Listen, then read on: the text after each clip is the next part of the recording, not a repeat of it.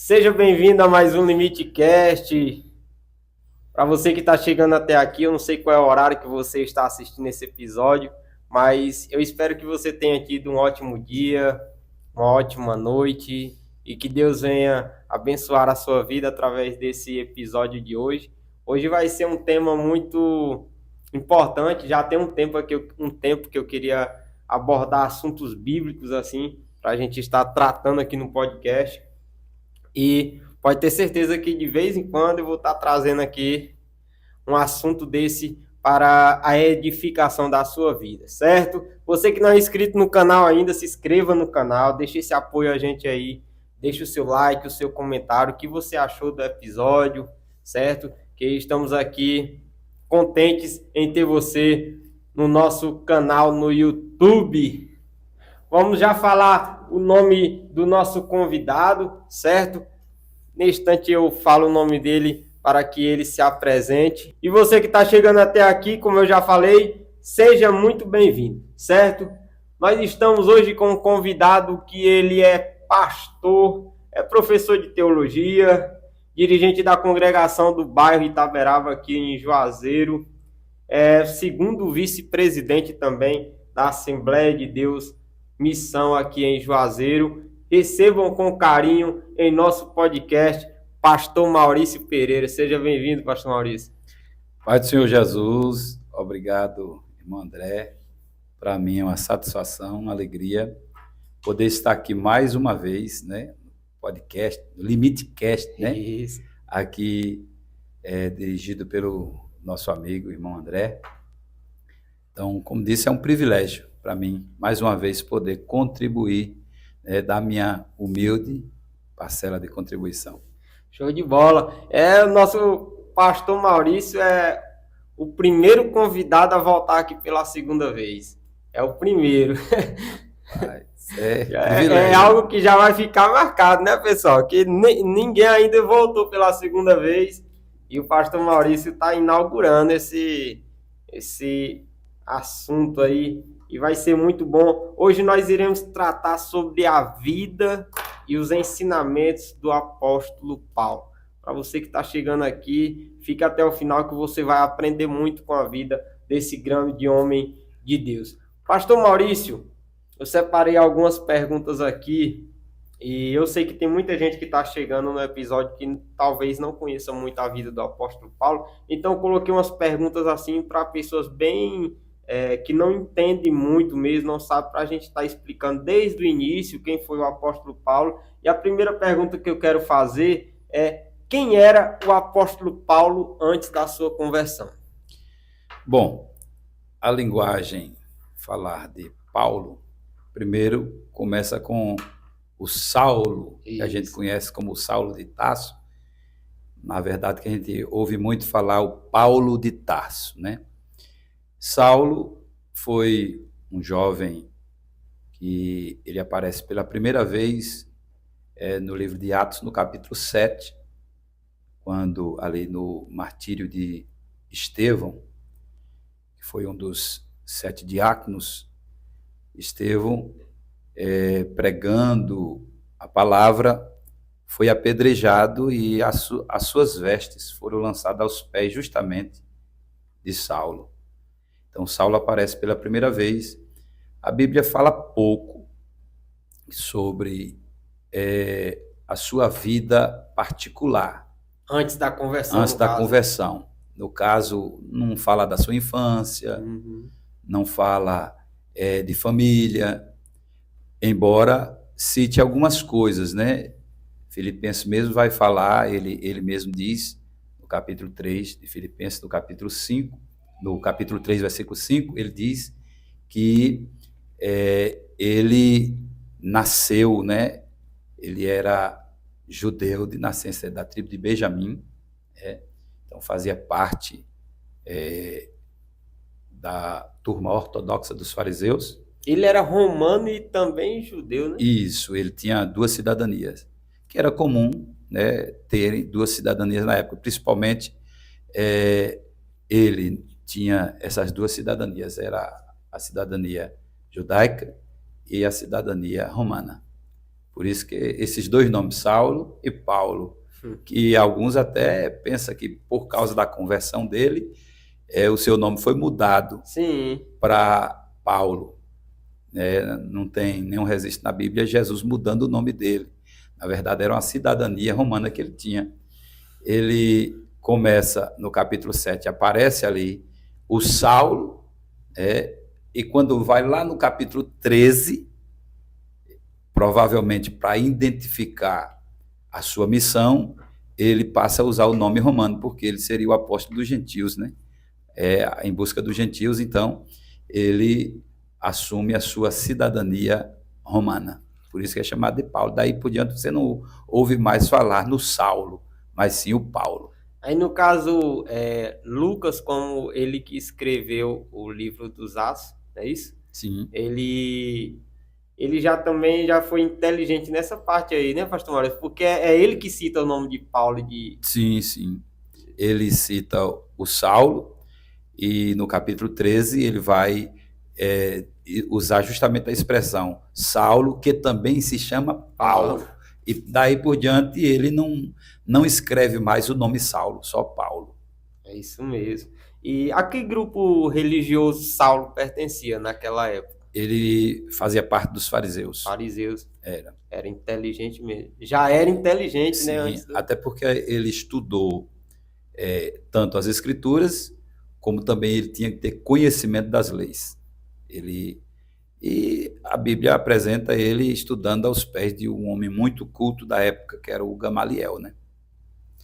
Justamente era nessa pegada, né, podemos dizer assim, usar essa linguagem, que o apóstolo Paulo vinha, né?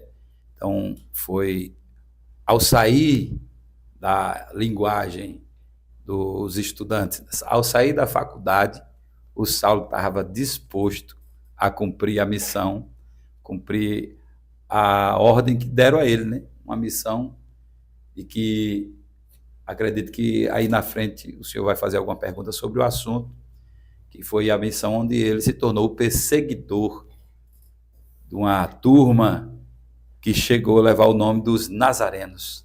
Isso mesmo, eu já ia até perguntar justamente essa pergunta, aí o senhor pode pontuar, que é o porquê que Saulo perseguia a igreja. Então, vamos dizer que o Saulo de Tarso, saindo da faculdade, saindo daquela formação, e por ser fariseu, fazer parte dessa religião da época, ele era ortodoxo, e ele se tornou a última carta que os fariseus tinham contra o cristianismo da época, contra os seguidores do Jesus Nazareno. Então, porque, na verdade, os religiosos da época foi quem se opôs a Jesus, né? Então, Jesus chegou, ele já achou a religião atuando. Embora muitas pessoas não sabem o que significa religião, mas a religião em si, quem vai ver no latim, vem da palavra religare, que quer dizer religação. Então, na linguagem direta da palavra religião, então a verdadeira religião é Cristo, é Jesus, porque é ele que liga o homem a Deus. Então, se é uma religação, ele religa o homem que foi desligado lá no Jardim do Éden por causa do pecado, ele religa o homem a Deus.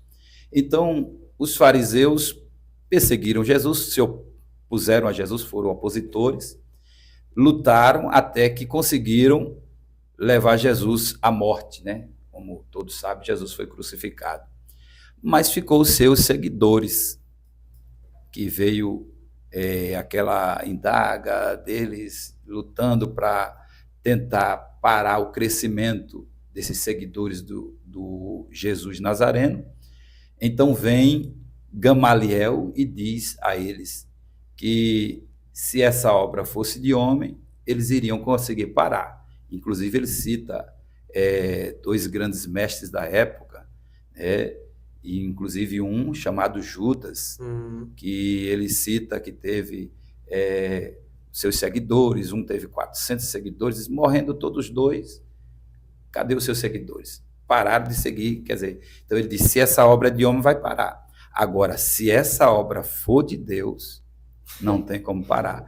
E então eles usam o Saulo como a última carta que eles tinham na manga para tentar parar esse crescimento, esse avanço dos seguidores do Jesus Nazareno.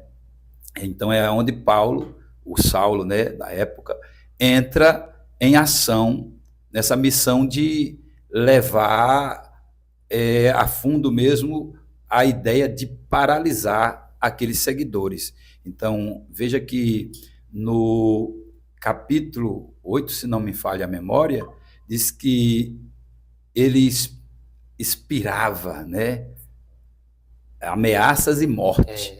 Então, ele sai justamente no capítulo 9 com essa linguagem. Diz que ele estava expirando ameaças e morte contra os seguidores do Jesus Nazareno. Que é aí onde vai. Com muita raiva o homem. Ele estava determinado a parar. Ele queria parar. E ele, como era novo na época, queria mostrar serviço queria também. Mostrar o serviço. E até porque foi chamado para isso. Ele, como era ortodoxo, ele era muito defensor da lei, então ele queria mostrar que ele ia conseguir. Só que ele não conseguiu. E aí é onde entra um ponto importante da vida de Paulo, que é quando ele vai na estrada de Damasco. Nos conte um pouco aí o que foi que aconteceu no caminho de Damasco com Paulo. Então, o Saulo, ele sai justamente nessa, que é o mesmo Paulo, né? Mas, como a gente está usando a linguagem do Saulo, né? Porque vai até a conversão e mais um pouquinho ele vai sendo ainda chamado de Saulo. Então, nessa ida a Damasco, quer dizer, ele pega a carta, a chamada Carta Branca, que era uma linguagem de que ele tinha liberdade para fazer o que ele quisesse. Então, se o camarada não vai por bem, vai por mal, ou vai preso ou morre. Então, o que ele queria era paralisar mesmo, e ele vai nesse intuito. Só que a caminho de Damasco, por que Damasco? Na verdade, os cristãos saíram de Jerusalém justamente por causa da perseguição e foram para Damasco, fugindo da perseguição. Então, o Saulo, sabendo que eles estavam lá, então ele pega a carta para ir para Damasco. Então, foi no caminho, chegando próximo a Damasco, que acontece algo inusitado, que o Saulo vai naquela intenção de chegar em Damasco e paralisar os cristãos que ali estavam, só que ele é surpreendido por uma luz. A Bíblia diz que uma luz que ela era mais forte do que o sol. E aí, pastor Maurício, essa cegueira de Paulo, a gente viu que foi uma cegueira física, mas o que Jesus quis mostrar para Paulo através daquela cegueira? Então, olhando assim, tentando entender, primeiro, mostrar a Paulo que tinha alguém que mandava em tudo, inclusive na luminosidade do dia, se em pleno sol do meio-dia ele consegue ver uma claridade mais forte do que o sol, então tinha alguém que dominava o universo, tinha alguém além do universo. Então, é por isso que ele pergunta, quem é Senhor? Jesus diz, eu sou Jesus, a quem você persegue. Então, na minha forma de enxergar, dentro dessa pergunta que você está fazendo, o primeiro objetivo de Jesus é mostrar a Paulo que ele não tinha poder nenhum, que ele não tinha força nenhuma, porque Jesus diz assim, tudo é para você lutar contra os aguilhões de Deus. Quer dizer, uma linguagem que Jesus está dizendo, quanto mais você lutar mais furado você vai sair. Então, a cegueira é para mostrar a incapacidade de Paulo. É isso mesmo. Paulo é incapaz. Veja que ele estava indo ali no seu impulso, mas agora ele saiu dali daquele episódio levado pelos outros. Ele foi caminhando realmente, mas guiado pelos outros. Quer dizer, ele agora sentiu um inútil, né? Não enxerga, não tem mais o que. Vai fazer o quê? Não tem mais o que fazer. Então, é uma lição bem forte que Jesus dá ao Saulo de Tarso. Por isso que ele diz assim: e o que eu devo fazer? Ele faz uma pergunta a Jesus: o que é que eu devo fazer? E Jesus diz: vai para a rua chamada direita, e lá, meu discípulo Ananias te dirá o que você deve fazer. É isso mesmo. Eu gosto muito de ligar esses pontos com os nossos dias atuais, com a nossa vida, porque a maneira que Jesus trabalha, ela não muda, né? Não. Continua trabalhando da mesma forma, porque você já percebeu que tem pessoas que, para ele se chegar aos pés de Deus, Deus tem que tocar em alguma coisa nele ali para ele. Tem pessoas que é na beleza, tem pessoas que para de andar, fica aleijado, alguma coisa acontece, né?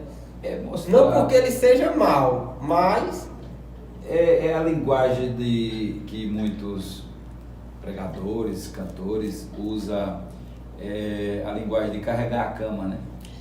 É que ele fica com um sinal. A linguagem de Jacó andar mancando uma perna. Ele fica com um sinal de um encontro para que ele não esqueça de que ele não é né, vamos dizer assim, o dono da situação. Eu mesmo sou prova viva disso. Inclusive, porque a linguagem, você já observou que muitas pessoas usam uma linguagem assim, egoísta, né, que é chamado egocêntrica, que diz assim: eu mando na minha vida. Sim. Ninguém manda em mim, quem manda na minha vida sou eu. E eu costumo sempre usar uma expressão que eu digo assim: essas pessoas que dizem que mandam na vida, na verdade ninguém manda na sua própria vida. Porque se mandasse, quando a morte batesse na porta, mandava a morte voltar. Mas não tem esse poder. Então é sinal de que não manda. Ele apenas acha que manda. Então, quando vem uma situação dessa, aí mostra a nossa incapacidade. Que a gente não temos, né, capacidade nenhuma. Tudo vem de Deus. E, Pastor Maurício, pronto. A gente estamos seguindo a trajetória, a caminhada de Saulo ali. Teve esse encontro com Cristo no caminho de Damasco, vai para a casa de Ananias. Na casa de Ananias acontece mais alguns acontecimentos, a visão dele volta, né? É naquele momento que a visão dele volta. E daquele dia em diante, o que foi que aconteceu? Ele já começou a pregar o Evangelho, porque quando a gente vai estudar sobre a vida de Paulo, ele passou, se eu não me engano, 13 anos que ele passou meio oculto. A gente pensa que da casa de Ananias ele já saiu pregando ali, já implantando igreja, e não aconteceu muito dessa forma não, né? Não, na linguagem que a gente vai ver, porque a Bíblia, os textos são tudo emendados um no outro, né? Então parece assim que é uma sequência de horas, de dias, e nem sempre é assim. O Saulo, ele precisou ficar escondido um tempo, porque, como foi dito aqui, ele era a última carta que o farisaísmo tinha contra os seguidores do Jesus Nazareno. Então, como chega uma notícia que o Saulo não está fazendo o que ele foi lá para fazer, chega uma conversa para eles que o Saulo está pregando agora, porque o Saulo foi para a praça de Damasco, as ruas de Damasco, pregar que o Jesus Nazareno lhe apareceu no caminho de Damasco e a vida dele mudou a partir de então. Então agora ele estava pregando a palavra. Então, veja que na linguagem, os fariseus agora procuravam matar o Saulo. O Saulo tinha que morrer, porque o Saulo tinha conhecimento. E perseguidor passou a ser perseguido. Então ele, quer dizer, o vento mudou, né? Ao contrário agora. Se o vento estava a favor de Paulo, agora estava contra ele. Nesse sentido aí, que ele de perseguidor passa a ser perseguido. Então, ele, como foi dito aqui, você mesmo disse, quando ele está naquela casa que o Ananias chega lá, o Saulo está lá, a Bíblia diz que está orando, ele passa 3 dias sem comer, 3 dias sem comer, e nessa situação, o Saulo está lá sem enxergar. O Ananias chega, primeiro Ananias recebe a visita de Jesus, né? Ele tem uma visão, onde Jesus fala com ele, e quando Jesus fala com ele sobre o Saulo, o Ananias reluta e diz, não, Senhor, o senhor, é como que Jesus não conhecesse o Saulo, né? O Ananias disse, o Saulo é aquele que ele tem perseguido, tem matado cristãos, e aí Jesus vai dizer para ele, vai, porque ele é para mim um vaso escolhido. E Ananias entende a mensagem de Jesus, porque quando ele chega lá na casa onde o Saulo está, Ananias chega dizendo assim, irmão Saulo. Ele não chega falando outra linguagem, ele já chega tratando o Saulo como seu irmão em Cristo. Ele diz, irmão Saulo, o Senhor Jesus que te apareceu no caminho, me enviou aqui para orar por você. E aí quando ele põe as mãos sobre o Saulo, a Bíblia diz que as escamas caem como as escamas dos olhos de Saulo, e ele passa a recobrar a visão. Então aquilo foi algo maravilhoso. O Saulo agora, aquele homem valente, está manso, agora submisso, esperando agora as ordens. Vai aparecer na vida do Saulo o Barnabé, que é quem introduz o Saulo à igreja na época, porque muitos irmãos tinham medo do Saulo. Por que não ter medo, né? O Saulo era terrível, se ele, aonde chegava, ele tocava o terror mesmo, ele batia, arrastava a gente pelas ruas, levava preso, se resistisse à prisão ele matava. Então o povo temia, mas o Barnabé foi uma peça fundamental na vida do Saulo, quando ele andava com o Saulo, apresentando o Saulo. É tanto que quando, numa reunião mesmo na igreja, que lá na frente eu tenho certeza que deve ter alguma pergunta em relação a isso, ele está na reunião na igreja, aí o Espírito Santo fala naquela reunião, apartai-me a Barnabé e a Saulo para uma obra que eu os tenho chamado. Então veja que Barnabé sai na frente do Saulo. Lá na frente é que aparece depois Paulo e Barnabé. Muda as coisas, né? Mas a princípio o Barnabé precisava estar na frente para poder apresentar o Saulo, que era temido pelo povo, para poder o povo conseguir receber o Saulo, para que amenizasse aquela situação. Pastor Maurício, eu pensando aqui, Deus com sua tamanha sabedoria, o senhor acha, no seu ponto de vista, que quando ele olha para Paulo, para Saulo, quais foram os pontos importantes na vida de Saulo? O que Cristo viu em Saulo assim que diz, esse cara aqui eu vou escolher ele, porque lá na frente ele vai fazer alguma coisa? O que você acha que Cristo olhou para Saulo e viu esse potencial? Porque assim, ele mesmo se denominava uma pessoa que ele falava assim, olha, quando eu chego nas igrejas, o pessoal, pela minha aparência, o pessoal não bota muita fé não. Porque vocês veem eu mandando as cartas, sou meio duro, mas quando eu chego na igreja, o povo não dá muita... dá uma impressão que fisicamente ele era um cara que as pessoas olhavam assim, vixe, esse é baixinho, parece que era baixo, diz que é calvo, esse calvo aí, não sei se é careca, se era outra coisa, mas No seu ponto de vista, o que você acha assim que Cristo olhou para Saulo e viu esse potencial naquele rapaz? Primeiro, o conteúdo de conhecimento. Veja que ele foi justamente, o objetivo dele era pregar para os reis, para os sábios da época, porque ele era um muito culto. Por que não dizer, Paulo era poliglota, né? Falava mais de um idioma, então ele tinha uma facilidade maior dentro da cultura, das culturas da época. Então, na visão que a gente observa, um desses pontos. O outro era a determinação que Paulo tinha. Paulo era muito determinado no que ele ia fazer. E a coragem que ele tinha.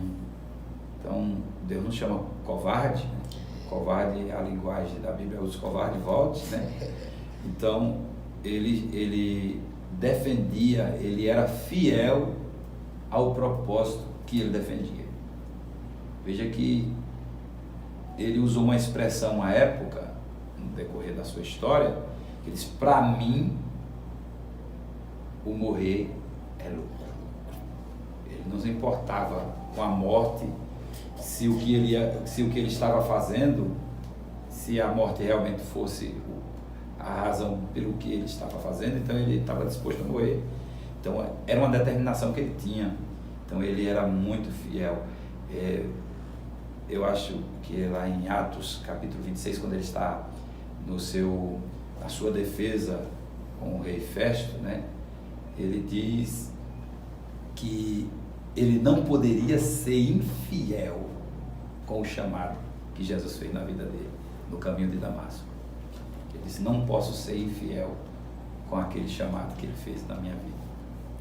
Eu concordo plenamente nesses pontos que o senhor observou aí. O senhor sabe dizer quantas viagens Paulo fez e quais foram os principais destinos que ele tomou quando ele começou a viajar? Foram 4 viagens missionárias, né? As principais, né? Ele viajou muito, mas as destacadas são 4. Primeira para a Grécia, né? Ele viaja para a Grécia e lá ele faz uma obra fantástica, que inclusive lá no capítulo 13, que vai registrar a primeira viagem missionária dele, é quando justamente daí por diante ele passa a ser chamado de Paulo. Ele usa o seu nome romano, porque ele está voltado mais para um público que não era judeu, eram os gregos, né? Então ele vai nessa primeira viagem missionária e ele sai dali, depois ele vai para Éfeso, por último ele chega a Roma. Tem a Macedônia também. A Macedônia, que ele teve a visão. Sim. A visão que ele teve, e na visão ele via, né, as pessoas: passa a Macedônia e ajuda-nos. E ele entende que ele tinha que ir para a Macedônia. De lá é que, na última viagem, que ele faz para Roma, a última viagem missionária dele, que é onde ele encerra a carreira, né? E inclusive a Bíblia não fala da sua morte, mas em uma das cartas de Timóteo, na última carta, a segunda carta a Timóteo, ele fala: combati o bom combate, acabei a carreira, mas guardei a fé. E aí foi depois dessas viagens que ele ficou... Porque até esse momento ele já era conhecido como apóstolo? Ou depois dessas viagens que ele ficou conhecido como o apóstolo dos gentios? Então, foi justamente nessas viagens que ele... Veja que até então, na primeira, se não me engano, foi na primeira viagem dele, que ele passou em Antioquia, até então, os seguidores de Jesus não eram conhecidos ainda como cristãos. Foi lá em Antioquia, ou Antioquia, como alguém pode pronunciar, que pela primeira vez eles foram chamados de cristãos, devido à forma deles atuarem transparecerem o Evangelho de Cristo de tal forma que eles estavam parecidos com Cristo. A palavra cristão quer dizer pequenos Cristo ou seguidores de Cristo. Então essa linguagem de apóstolo, ele passa a ser visto como apóstolo dos gentios através daí, que até foi questionado, né? A segunda carta aos Coríntios, por exemplo, ele escreve justamente em defesa do seu apostolado, porque muitos diziam que ele não era apóstolo, ele era um impostor, tá? Porque apóstolo era só os 12. Na linguagem, se fosse ver os apóstolos, os 12 já não eram mais os 12, porque Judas já não foi um dos que foi chamado por Jesus, né? E nessa linguagem de apóstolo, se fosse assim, não tinha mais, porque foi escolhido o outro, né? No lugar de Judas. Mas aparece depois o Paulo, apóstolo, e nessa linguagem é justamente aí nas viagens missionárias que ele é identificado como apóstolo. Certo? Show de bola, show de bola. Pronto, então dando continuidade aqui, a gente sabe que Paulo escreveu a grande maioria dos livros ali do Novo Testamento, né? Ao todo foram 13, né? 13 epístolas. 13 epístolas. E quais foram os objetivos daquelas cartas que Paulo enviou às igrejas? Porque o pessoal que está nos acompanhando, muitas pessoas talvez não conheçam muito da história de Paulo. No decorrer que ele ia andando nessas viagens, depois, como ele não podia estar presente em todas as igrejas, ele ia implantando igreja, ele não podia estar presente, ele ia enviando cartas depois. Sim. Né, pastor Maurício? E qual era os objetivos dele enviar a carta às igrejas? O que é que ele pensava quando ele enviava aquelas cartas ali? Tinha as instruções, né? Porque tinha as cartas chamadas cartas pastorais, cartas direcionadas diretamente à igreja, né? E nessa linguagem da Bíblia, ele escrever as cartas era justamente para orientar o povo, para que o povo permanecesse firme no propósito, o chamado de Deus na vida deles. Então ele estava orientando por meio da carta. Teve até uma das cartas que ele escreve dizendo que ele não estava presente fisicamente, mas em espírito ele estava ali. Quer dizer, o acompanhamento dele por meio daquela carta, aquela orientação, que tinha um obreiro que levava, né, um cooperador que estava fazendo essa ponte, essa ligação entre ele e juntamente com a carta que ele enviava. Do seu ponto de vista, pastor Maurício, qual foi o papel de Paulo na fundação das igrejas? Foi um papel fundamental. Como disse, Paulo, ele vem de uma raiz ortodoxa do farisaísmo, né? Ele era muito religioso e então ele era a linguagem ali do divisor de águas entre judeus e não judeus, que eram os gregos da época, que era chamado de gentios. Então todo o povo que não fosse judeu era chamado de gentio. E ele foi uma peça fundamental, né, na implantação das igrejas. Teve até uma discussão em relação a isso, que alguns achavam que ele estava ali para batizar, e ele disse: não, eu não fui enviado para batizar, mas sim para evangelizar. Então ele quer dizer que a missão dele era abrir igrejas, era pregar o evangelho. A missão de batizar já era com os pastores que iriam cuidando de apacentar o rebanho, quem ia ficando lá tomando conta do rebanho. Então ele foi uma peça fundamental na implantação de igrejas. E uma das mensagens que Paulo mais pregava quando ele chegava entre os gentios foi justamente a justificação pela fé. E eu creio que os religiosos, foi nesse ponto aí que Paulo deve ter sido criticado, né, pastor Maurício? Sim, até porque muitos acreditavam que a justificação vinha pela lei.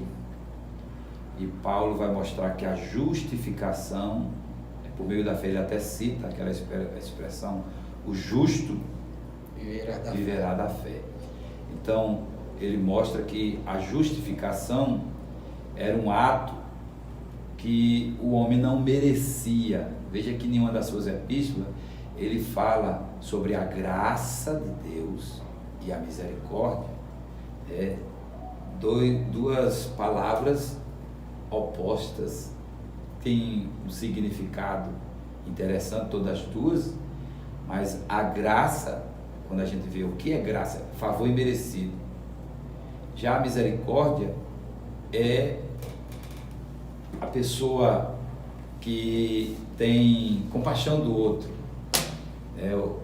Então, a graça, na linguagem bíblica, e Paulo apresenta isso, ela nos dá a capacidade ou a condição de chegar a Deus, de chegar no céu.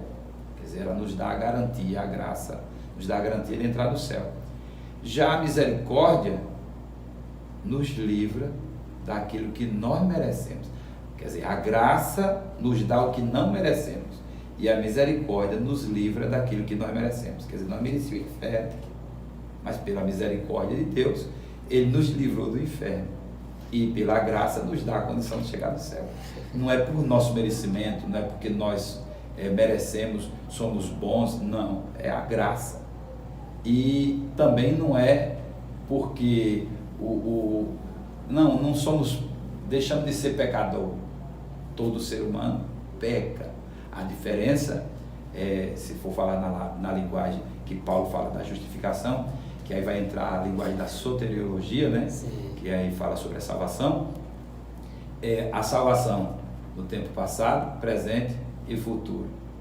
Passado, nós somos livres da condenação do pecado. No presente, nós somos livres do poder do pecado. E no futuro, nós seremos livres da presença do pecado. Então, nós fomos livres do poder do pecado que fazia a gente ser condenado. No presente, somos livres, né, do domínio do pecado. E no futuro, da presença dele. Então, nessa linguagem da justificação que Paulo falava, então vem essa linguagem da graça, de mostrar que a graça de Deus é quem dá essa condição. O homem não tem como se justificar diante de Deus. É a graça quem o justifica. E era justamente o que o povo de Israel, ali, por conta da lei, eles pensavam justamente que a pessoa era salva por praticar a lei. Sim. Né? E foi muito importante. Rapaz, eu vejo Deus, eu fico imaginando Deus como... Não sei se é porque eu admiro muito empreendedor, que é estratégico, que tem... Mas eu vejo Deus como um ser muito estratégico. Ele sabe... Ele sabe os pontos, sabe quem colocar em cada lugar. É como se ele tivesse uma grande empresa, ele sabe o colaborador que ele vai colocar em cada lugar. E eu sei que muita gente aqui que nos acompanha é empreendedor, que o nosso nicho é muito voltado a empreendedorismo. E eu tento ligar...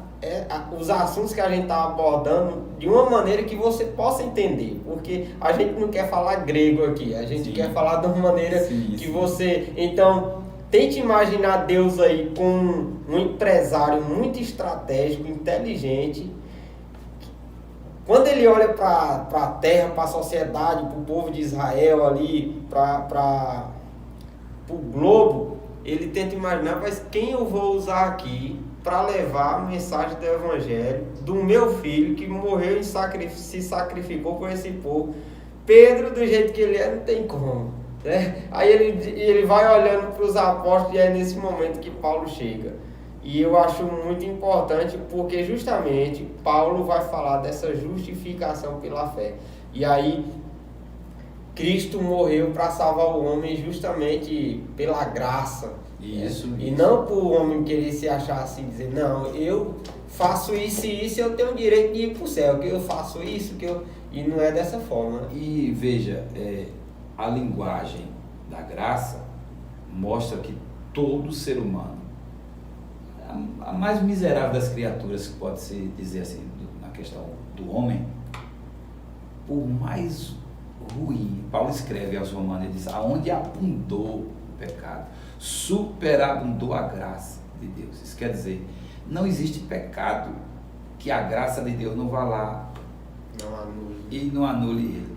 Isso quer dizer que o homem, por meio da graça de Deus, esse favor imerecido, o homem tem acesso a Deus, tem direito a morar no céu. Mas isso quer dizer, ele tem que reconhecer a graça de Deus na vida dele. Que eu até vendo um comentário sobre uma história do Antigo Faroeste, né? De um cidadão que ele foi um criminoso, matou muita gente, mas ele tinha suas amizades naquela cidade e muita gente gostava dele, mas ele foi preso pelos crimes dele, condenado à morte, na época à forca. E nessa situação, o povo intercedendo por ele, os que gostavam dele, até que conseguiu a atenção do governador na época. E o governador foi vestido de pastor, com a Bíblia e a carta do perdão dentro da Bíblia, foi visitar esse cidadão. E o carcereiro não podia dizer que era o governador, apenas disse, você tem uma visita dele, e ele já bem bravo, não quero visita, não estou afim, não quero saber. Não, mas esse homem tem algo muito importante para você, não estou afim, não quero receber. Mesmo assim o governador ali tentou conversar com ele, e ele disse, não estou afim, não quero, e aí o governador, temendo pela sua vida, se retirou e disse, você merece morrer. E aí saiu. O carcereiro chegou para ele e disse, você é uma pessoa muito ruim mesmo, você merece morrer. Por quê? Ele disse, você sabe quem é esse? Ele disse, não sei. Esse aí não era um pastor, ele era o governador, que atendeu o pedido do povo que gosta de você e veio aqui com a carta dentro da Bíblia, a carta do seu perdão. Mas você rejeitou. Se você tivesse recebido ele bem, você teria alcançado o seu perdão, estaria livre. Você tem que morrer. Passou-se os dias, chegou o dia da execução dele, e pediram para ele dizer as últimas palavras. E ele disse assim, hoje eu vou morrer, não pelos crimes que cometi, mas pelo perdão que rejeitei, que é a graça. Então muitas pessoas não chegam no céu, ou não chegarão no céu, não é pelos pecados que cometem, é por rejeitar a graça de Deus, que é a graça que Paulo fala, que é ela que nos dá a condição de chegar no céu. O homem pode ser pecador como for, mas se ele reconhecer a graça de Deus e aceitar Cristo Jesus como Senhor e Salvador da sua vida, aí a graça de Deus lhe dá a condição de ele chegar no céu. Seus pecados são perdoados e daí por diante a vida dele agora muda. É verdade, pastor.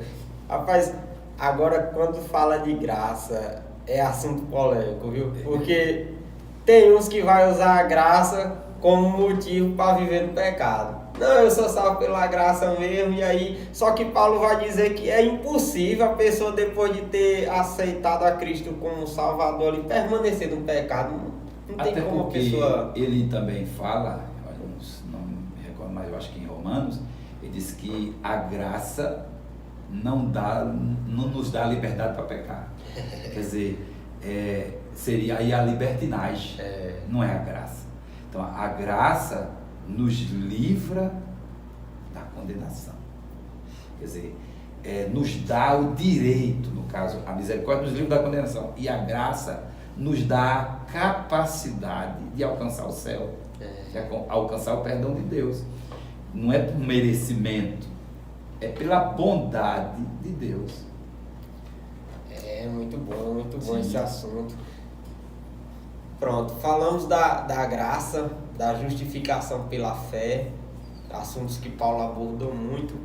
Uma coisa que eu observo nas cartas às igrejas que Paulo envia ali, a carta que ele envia às igrejas, justamente tinha igrejas ali que estavam com divisões, né, pastor Maurício?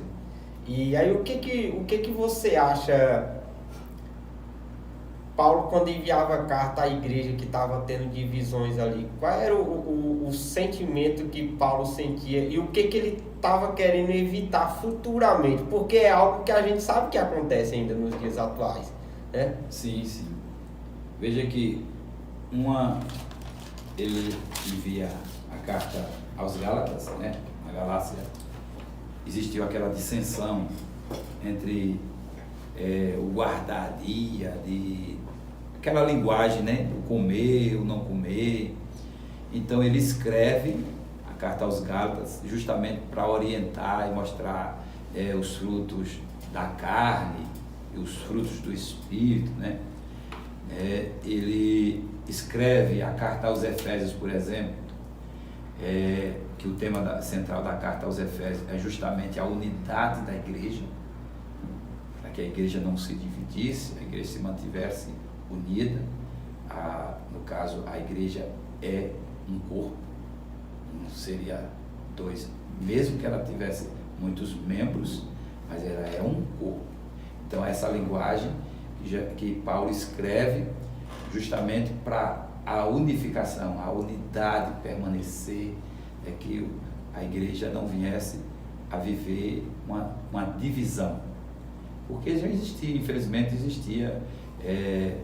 Veja que ele usa uma linguagem para alguns camaradas da época, né, que foram opositores à obra de Deus, que estavam dentro da igreja, eram pessoas de dentro da igreja, mas que foram opositores, porque infelizmente a linguagem que a gente vê pela Bíblia, quando Jesus chamou os 12 discípulos, veja que ele chamou todos iguais, e ele mesmo, Jesus, chega a dizer isso em João, no Evangelho de João, ele diz que não chamei todos por igual, e no meio de vós é um diabo. Quer dizer, falando de Judas, né? Que Judas, infelizmente, deixou Satanás entrar no seu coração. Então, infelizmente, tem pessoas que estão na igreja, mas eles terminam se desviando dentro da igreja. E ainda causa divisão. Aí ele passa a ser opositor. Quer dizer, ele foi para ali, ele conhece as normas, ele conhece os seus deveres como membro daquela instituição, porque a igreja ela é física também, ela tem seu CNPJ. Então ele conhece as normas, as regras. Então quando ele se tornou membro da igreja, quando estava se tornando membro, ele estava aceitando, né, porque faz a confissão de fé, ele estava aceitando todas as regras e normas da igreja. Mas depois, quando ele, dentro da igreja, se desvia, ele passa a ser um opositor. Então aquelas normas para ele já é contra. Ele quer fazer a coisa que funciona do jeito dele, quando não é para ser assim. Ele chegou, já achou a lei. Então se ele não quer mais comungar com as normas que tem, ele vá e procure um lugar que ele queira se adaptar. A igreja que não tem que se adaptar, ele já achou a igreja com as suas normas, com as suas regras, mas infelizmente tem esse tipo de gente até hoje.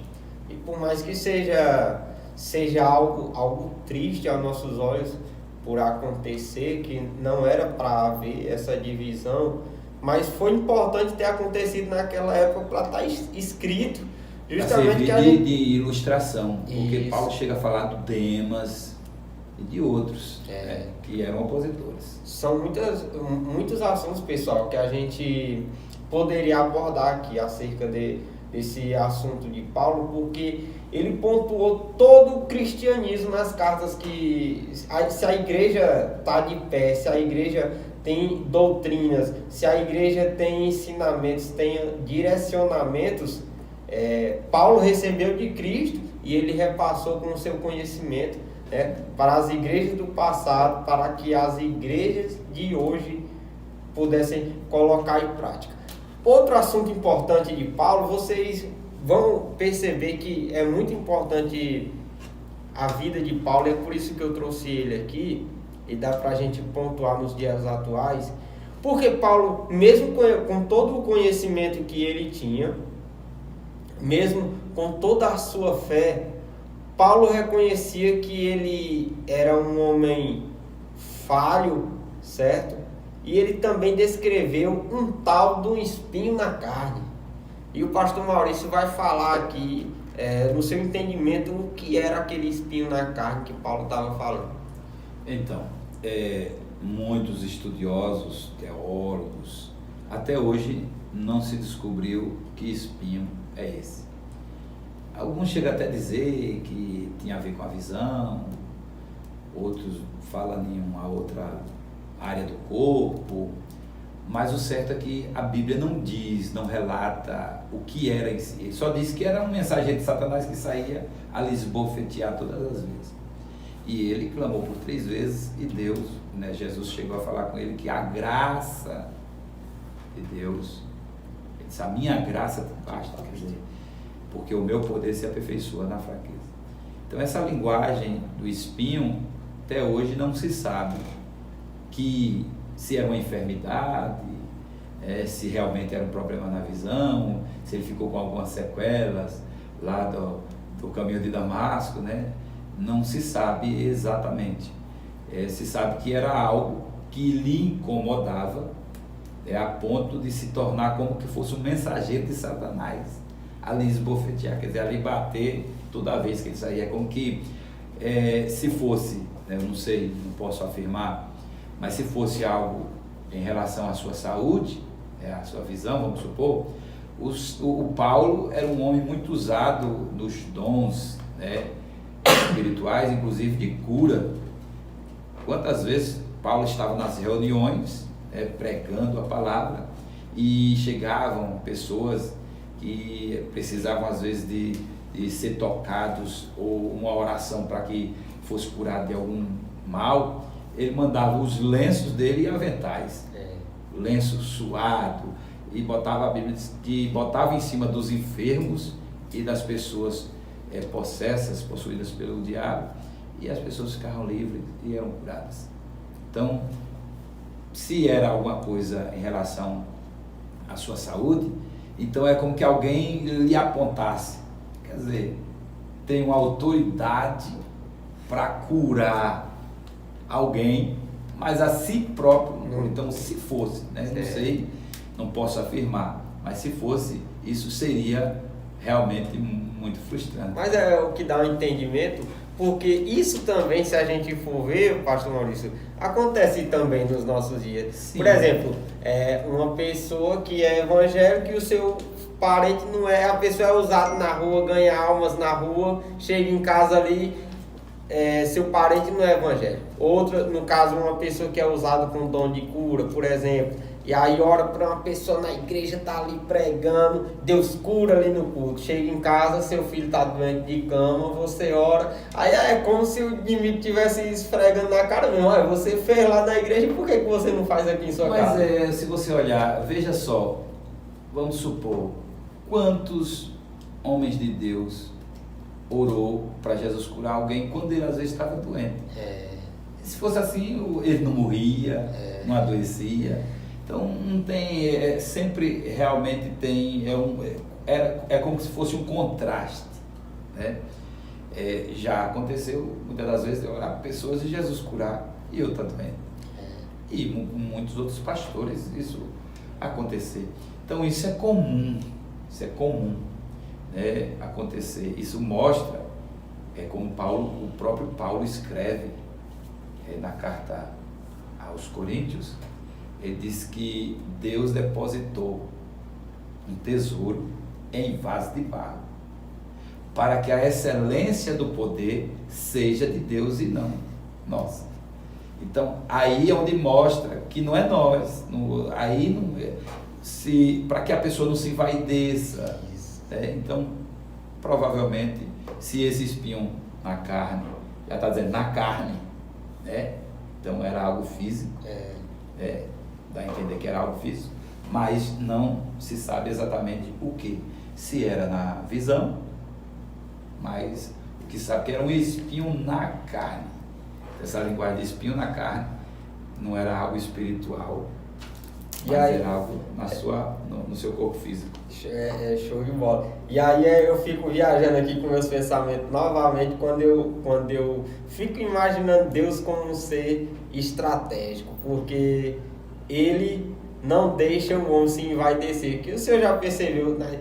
Tem momentos que você está muito usado por Deus e tudo é usado uma semana inteira ali, Deus operando, de repente acontece alguma coisa, você diz, rapaz, ou fica doente, alguma frustração acontece na sua vida, você diz, rapaz, preciso de Deus mesmo, não sou nada, às vezes você está até querendo se achar alguma coisa. Rapaz, eu agora mas não vai. Deus é então, inteligente demais. Eu costumo até dizer, o pregador, ele só tem a mensagem se Deus der a mensagem. Se o Espírito Santo lhe usar naquele dia, ele tem a mensagem, senão não adianta. Ele pode até dar um discurso, mas não atrai, porque quem convence é o Espírito Santo. Então a mensagem vem dele, no meio dele. Então é Jesus operando na vida da gente. Então o Paulo tinha esse espinho, então essa linguagem de espinho na carne já diz, era físico. Porque no caso é descartado aí que esse espinho na carne seja pecado, alguma coisa relacionada a pecado, né? Não pode ser pecado, porque se fosse alguma coisa em relação ao pecado, não seria apenas um espinho na carne, seria um problema espiritual na vida de Paulo. Então ele iria falar de uma outra linguagem, né? Ia ser algo moral, mas ele fala de um espinho, como que um mensageiro de Satanás, ele usa essa linguagem, saía para lhes profetizar, como que fosse apontar ele, uma afronta, quer dizer, você tem autoridade para curar os outros, vamos supor que fosse, né, algo assim. Então, infelizmente ainda não tem como dizer o que é, porque a Bíblia não diz, né? Mas que diz que era espinho na carne, quer dizer, era algo que ele furava, ele machucava. Doía, né? Então acho que mexia um pouco incomodava, algo que incomodava, realmente é o que dá a entender. Pois é, pessoal, muitos ensinamentos aqui, ó, como eu tinha colocado que a gente ia falar sobre a história, a gente veio pontuando desde o encontro dele com Cristo, quem era ele antes de ter esse encontro com Cristo, certo? Suas viagens, as cartas, os temas abordados. Falamos aqui de espinho na carne, falamos de justificação pela fé, falamos da salvação pela graça e já estamos chegando ao fim. Você que ainda não se inscreveu no canal, se inscreva no canal, deixa o seu like, deixa o seu comentário, não se esqueça de deixar lá no comentário o seu testemunho, como foi que você se encontrou com Cristo no caminho de Damasco, porque isso aí com certeza vai edificar a fé de alguém. Mas eu ainda tenho aqui duas perguntinhas para fazer ao pastor Maurício, que uma é, qual foi a última carta escrita por Paulo antes da morte? A expressão da carta parece ser a de Timóteo, né? Quando ele diz, combati o bom combate, acabei a carreira, guardei a fé. Então, essa expressão dá a entender que é a última que ele está finalizando, que depois dali não se acha mais nenhum registro assim de ele estar realmente falando algo mais. Embora a Bíblia não fale exclusivamente da sua morte, aí já vai ser a história, né? Sim. Vai até falar que ele foi decapitado por ser cidadão romano, né? Tem uma cidadania romana, ele foi decapitado. Então, pelo entendimento, se torna a segunda carta de Timóteo. Show de bola. Pastor Maurício, e no seu ponto de vista, os ensinamentos de Paulo, o que causou de impacto no cristianismo para os dias atuais? Assim, a linguagem de que o que é que a mensagem de Paulo impactou. Sim. Veja que a centralidade da mensagem de Paulo, sempre Jesus. Ele pregava, todo o ensinamento dele estava voltado no Jesus ressuscitado. Porque para os religiosos da época, Jesus não havia ressuscitado. Sim. E Paulo, ele chegou a dizer assim: eu sou testemunha viva, porque ele me apareceu no caminho de Damasco. Então, a mensagem dele era centralizada, era cristocêntrica, né? Então, era centralizada em Jesus, no Jesus ressuscitado. Veja que ele citava muito a humanidade de Jesus. Porque o homem chamado Jesus, que era o Deus Emanuel, é o Cristo, mas que como homem morreu, mas ressuscitou ao terceiro dia. Então o impacto para o cristianismo foi muito grande, porque, como foi dito aqui, o Paulo, ele vinha com uma bagagem de conhecimento muito vasta. Veja que só a carta ele escreveu 13. E ainda há quem diga que a carta aos Hebreus tenha sido escrita por ele, porque até hoje ninguém sabe quem foi o escritor da carta aos Hebreus, que está como anônimo.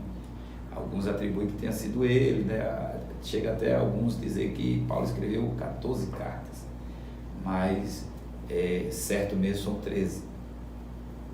E essa linguagem do impacto que causou, Paulo, veja que ele usa a linguagem na defesa do seu apostolado, ali na segunda carta aos Coríntios. Ele diz que ele, que não foi um dos 12 que andou com Jesus, mas ele teve obras que justificava o seu chamado. Que ele diz assim: eu não andei com Jesus em pessoa, mas do dia que ele me encontrou lá no caminho de Damasco, de lá para cá, ele anda comigo. E aí ele prova por meio dos milagres que Jesus opera por meio da vida dele. Então ele diz assim: eu sou testemunha viva. Que ele diz que ele é o último que viu Jesus, a aparição de Jesus depois da ressurreição. Ele expressa isso, que ele é o último a ver Jesus ressuscitado. O que me impressiona também, pastor Maurício, é não somente Paulo, mas todos os apóstolos ali, eles estavam tão convictos dessa mensagem, tão firmes na fé que eles tinham em Cristo e que ele tinha ressuscitado, que eles sofriam.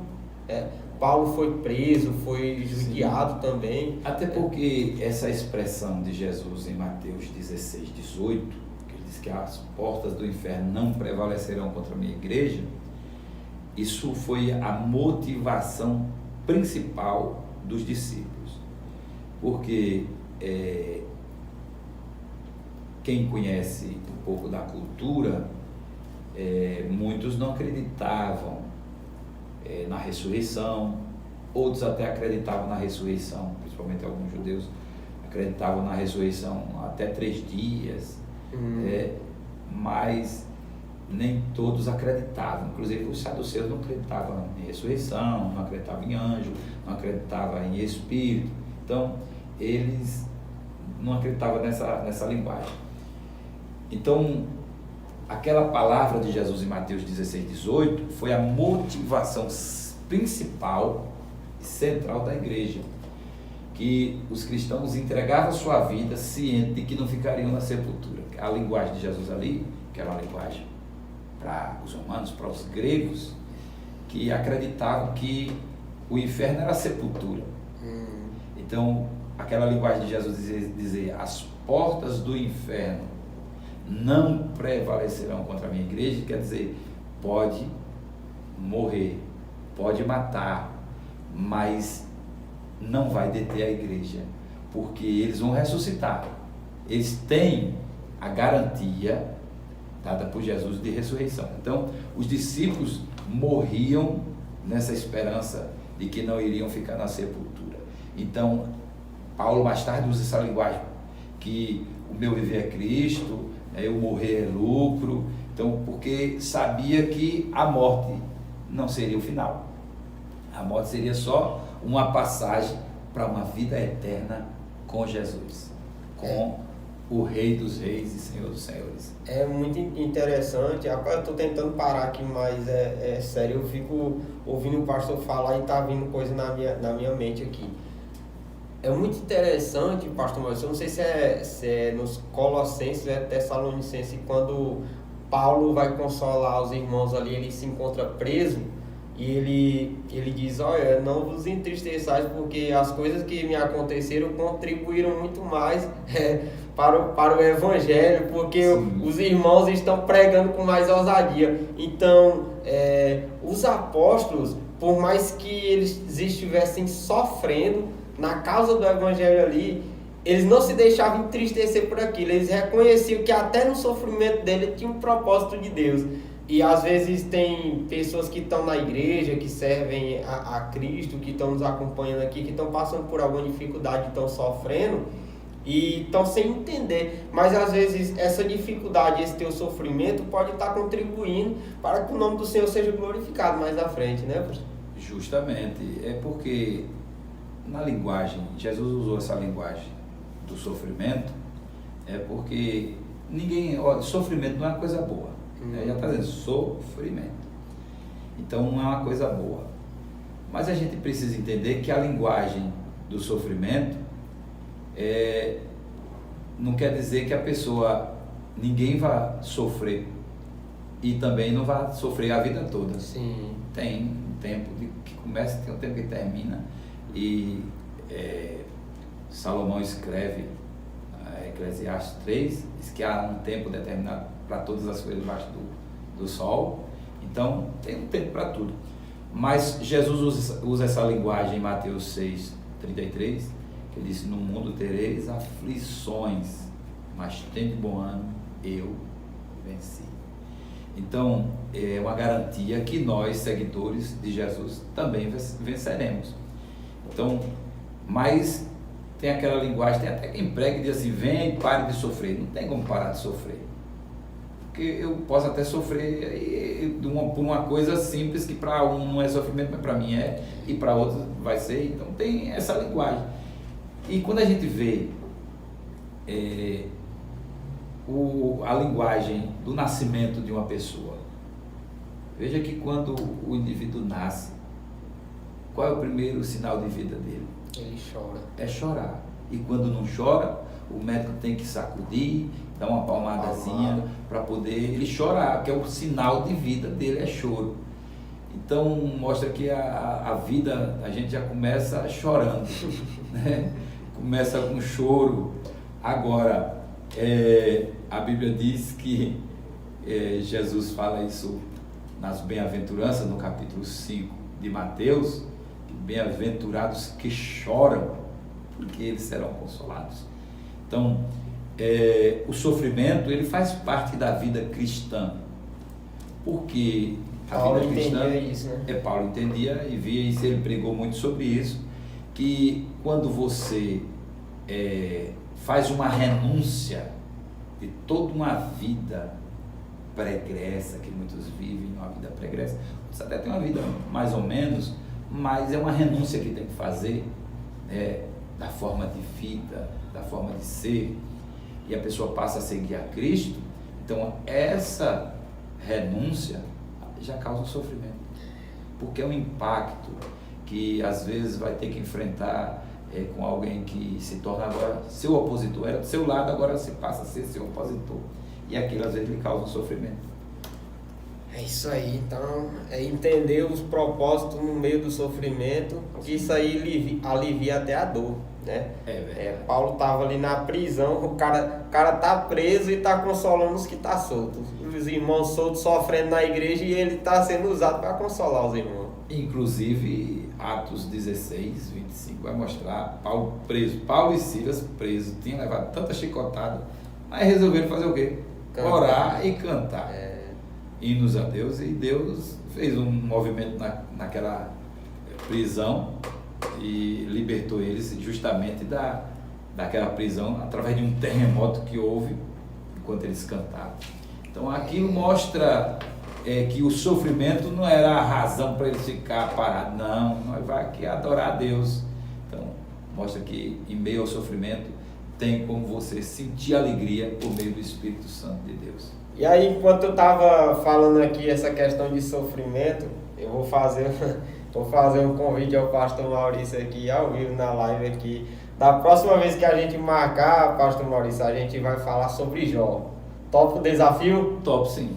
Pronto. Aí, topou, já era. Vamos marcar outro episódio, já falando sobre Paulo. E agora, o próximo episódio que a gente marcar com o pastor Maurício, um desafio para ele novamente, vai ser falar sobre Jó. É um desafio. Porque aí é bom que vocês ficam conhecendo mais um pouco dos assuntos bíblicos aí. E tem um teólogo e doutor que ele é muito convidado nos podcasts aí, ele vai muito nos podcasts, né? E aí... até o Rodrigo Silva, vou falar até o nome dele, ele é muito conhecido. E aqui na região, como a gente não tem um Rodrigo Silva, mas tem o pastor Maurício. Você me botou num nível muito alto. Eu vou trazer o pastor Maurício. Nós não temos o Rodrigo Silva aqui, mas tem o pastor Maurício. Eu sou muito pequenininho para isso. O nosso podcast espero contribuir. Tem que contribuir na vida das pessoas aí de alguma forma, com tanto falar sobre a história do empreendedorismo, dos empreendedores, como eu estava falando nos stories essa semana aí. A gente está com um propósito, compartilhando a história de empreendedores, falando muito sobre os ensinamentos na vida deles, mas também vamos abordar assuntos bíblicos aqui, porque eu tenho esse entendimento que não adianta falar sobre empreendedorismo, não adianta falar sobre a história de vida das pessoas se a gente não falar sobre os assuntos que contém a palavra de Deus, porque a palavra de Deus é aquilo que dá certo, é o que muitos teólogos aí falam também, que é ensinamentos milenares que vem dando certo há mais de 2000 anos atrás. Então, se vem dando certo há mais de 2000 anos atrás, é o melhor trazer de conhecimento pro pessoal aqui, que é uma coisa que a gente sabe que se aplicar na vida dá certo. É verdade. Pastor? Pois é isso aí, estamos chegando ao fim de mais um episódio. Quero deixar meus agradecimentos ao pastor Maurício e a você que ficou até aqui, que assistiu o nosso episódio.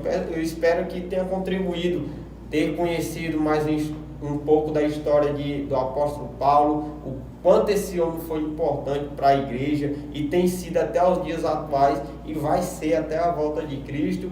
Pastor Maurício também pode deixar seus agradecimentos pro pessoal aí. Então, quero deixar meus agradecimentos ao irmão André, ao LimiteCast, que esse trabalho abençoado, e dizer a você, faça que nem o apóstolo Paulo, persista, lute. Só para finalizar, Paulo foi um exemplo de muita superação. Ele escreve aos Coríntios, no capítulo 4, na primeira epístola, quando ele fala sobre os ministros de Cristo, que os homens nos considerem ministros de Cristo. E essa linguagem ministro, ele fala que é os remadores das grandes embarcações da época, que foi naquela ida para Damasco, e aí ele vai e de lá ele sai fugitivo, né? Ele é levado, Barnabé, a história diz que Barnabé coloca ele nessa embarcação, e ele, para não ser visto, ele vai justamente no porão do navio, é onde ficavam os remadores, que era chamado os ministros do barco, que era quem fazia os barcos velejar. Então, naquela movimentação, muitos morriam atracados ao leme, porque não podia largar o leme, e eles eram motivados pelo toque do tambor. E então Paulo, vendo aquela cena, mais tarde, quando escreve a carta aos Coríntios, ele diz que os homens nos considerem ministros de Deus e dispenseiros de Cristo. Então, ministro quer dizer aquele que não desiste, pega no remo e rema até o final. Então, Você que está aí nos assistindo, nos ouvindo, que você seja esse ministro de Deus. Nunca desista. Siga em frente e Deus é contigo. Obrigado. Show de bola. Tchau, tchau. Até o próximo episódio. Semana que vem, Raí Alves e Felipe Medrado e sua esposa aqui, que são atletas olímpicos, ganhou aí o campeonato de fisiculturismo agora semana passada. Domingo, se eu não me engano, vai para Salvador. Promete voltar aqui, trazer os seus troféus e colocar aqui em cima da mesa. Vamos apoiar também os atletas da região. Nosso podcast é o melhor do Vale, então nos acompanhe. Tchau, tchau. Até o próximo episódio.